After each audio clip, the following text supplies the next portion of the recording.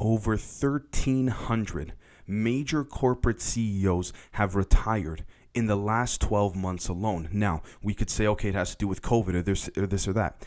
No chance. There's no such thing as conspiracies, but there's no such thing as coincidences if we want to really play it neutral, let's just say, right? And I say that sarcastically, but anyways, it's one thing if we're talking about mom and pop shops closing down and things like that, because unfortunately what's going on is terrible, but these corporations have made more money than ever, and still over 1,300 of them have stepped down. Now you might say, Dave, what companies? I'm talking about Home Depot, I'm talking about Disney, I'm talking about many different board members on many different companies where every single major company you can think of, all you got to do is Google it and you'll find that the CEO or one of the executives have stepped down for zero reason, zero explanation, and most of them did not give a public reasoning whatsoever. So you're going to see what that has to do with everything that you've read in the title of this episode. Now, before I do that, I just want to give a very special shout out to James Vu. I'd like to thank him very much for his generous contribution to the show, and I'm so thankful and gracious. You guys are literally the reason that I can do this. We work on this show together. It's not just me. We work on this together in conjunction and in correspondence with one another. As you see, I listen to you guys every single day as much as I can, and I take some of that and put it into the show as well. So again, thank you so much. Now, what is Project Tether?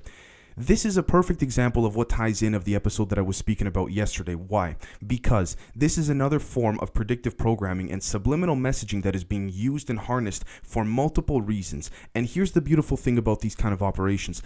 No one knows the full extent of the operation, even if they're part of the operation themselves. This is obviously called compartmentalization.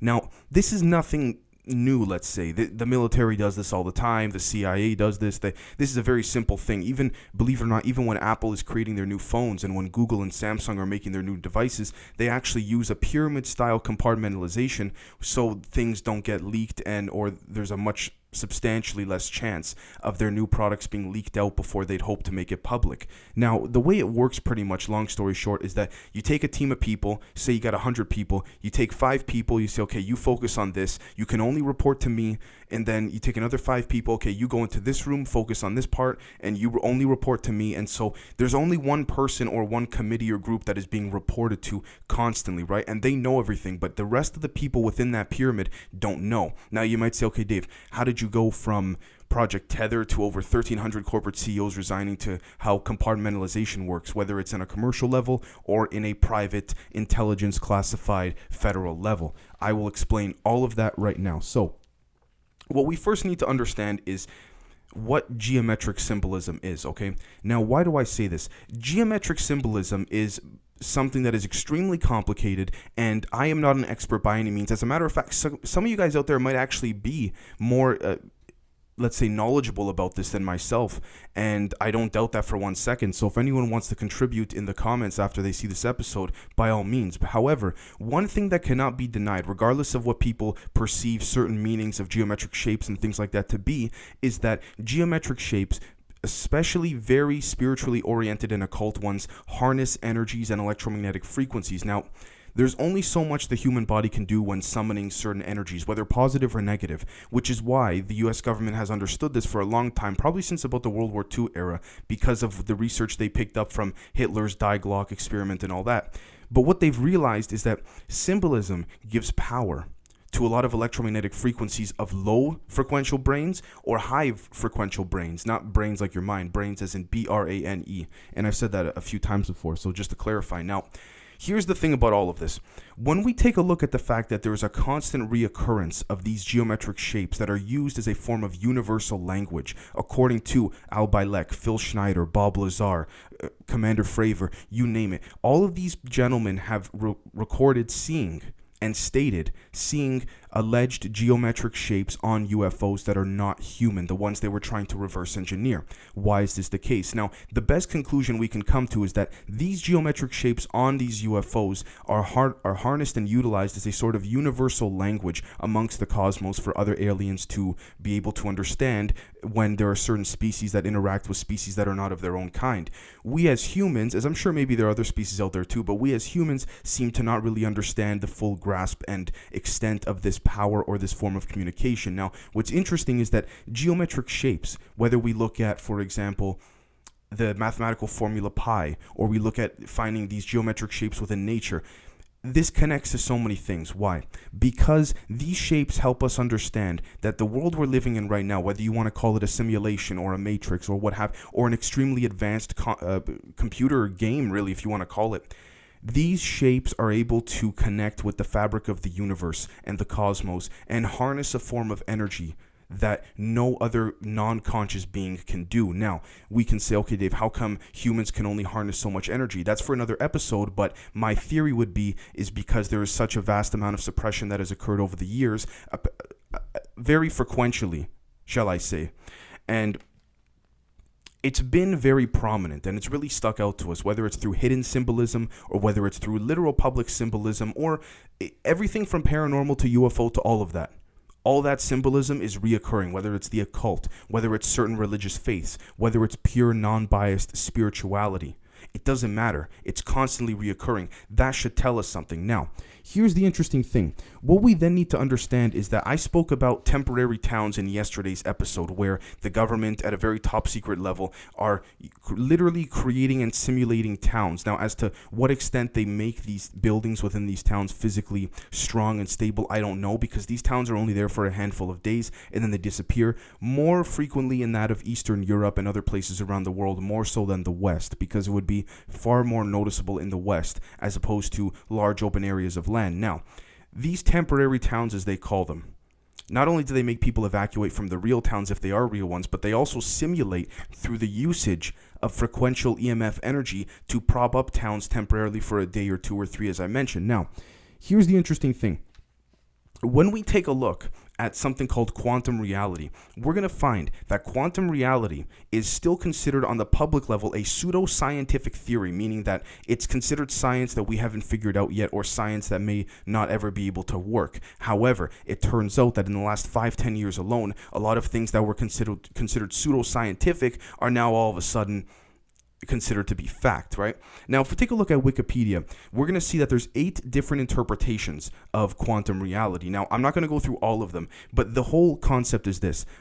The core concept is that the human brain, or the soul, however you want to view it, does not die after the human body does, and that it goes to another dimension or something like this. Now, the human brain, the consciousness in and of itself, can actually be duplicated. Why do I say this? Because even though the consciousness of the human mind is not that of a physical aspect within this 3-dimensional realm, we have to understand that there are multiple dimensions. Now, very recently it was discovered that the human brain can tap into 11 different dimensions, but for some reason we're not able to at this point in the human race's timeline, let's say.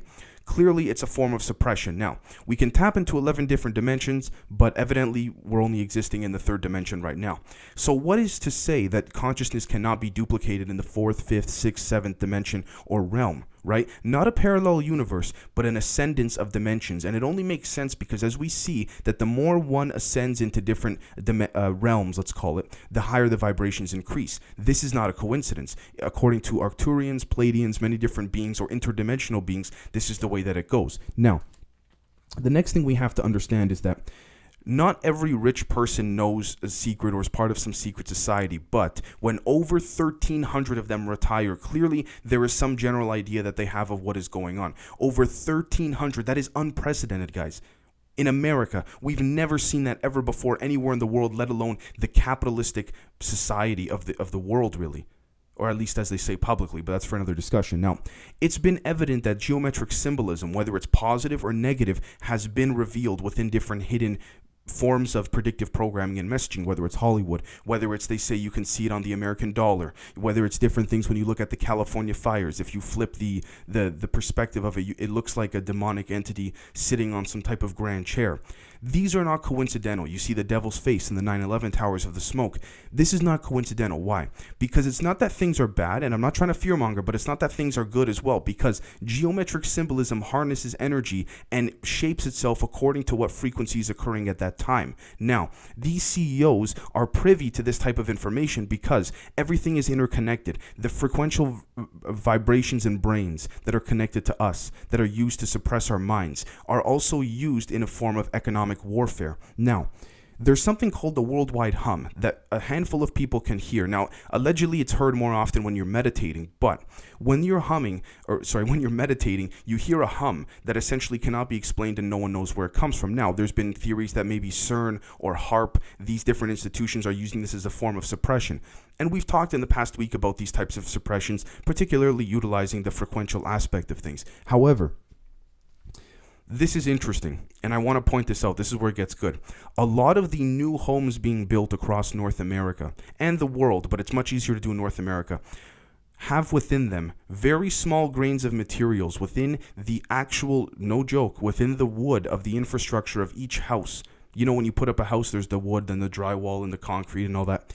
Within the wood, there is a certain titanium alloy at an extremely micro level that is implanted into every single home that actually creates an artificial energy grid within the home. Why would that be done? Because not only is the TV and the cell phone and the tablet and the laptop not enough to control us frequentially, but the ultimate way is to control the home or the place in which they dwell the most. Why? Because when you physically, as a human being, and I'll get back to the construction aspect in a second, but when you physically, as a human being, reside in one place for long amounts of time, you leave certain vibrations and EMF, electromagnetic frequencies, that people within the spiritual world or the spiritual realm of things would call the residue of your soul, kind of like when a dog marks his territory. It's the same concept. You'll see the reoccurring themes here, kind of like how planets in space give off massive magnetic waves, which are used for many different things. Now, you might say, Dave, how do you have proof that within these homes, this titanium alloy is being implanted? Well,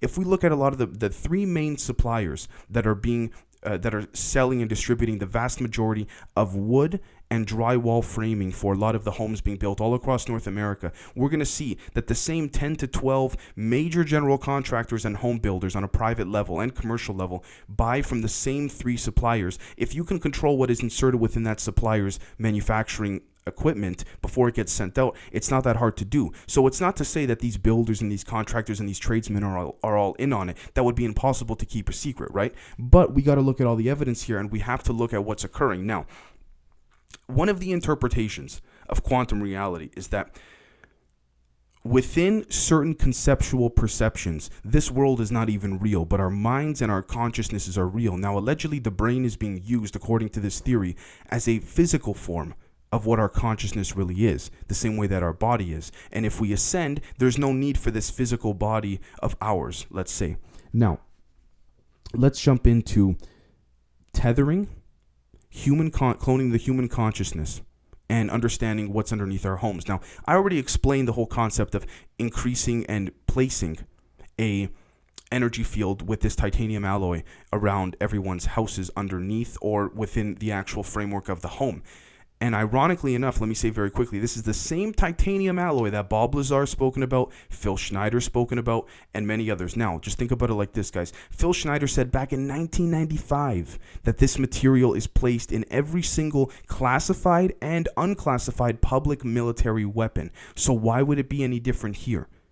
Because they don't know, the military, the soldiers, the pilots flying those planes and those public fighter jets that we all know about. To this very day, it's only increased. We know that they don't know a single thing. This is what Phil Schneider tried to expose. So as long as you get the head of the snake, the rest of the snake will follow. And that's a metaphor, but you get what I mean. Now, if we take a look at Project Tether, here's what we're going to find. And this is very interesting. The only thing you'll find is Tether, the cryptocurrency. Now, if you look back long enough, there's some websites online that allow you to go back in time and see what Google pages used to show on the internet 5, 10, 15, 20 years ago, which is pretty awesome. Sort of like an archive of the sort, right?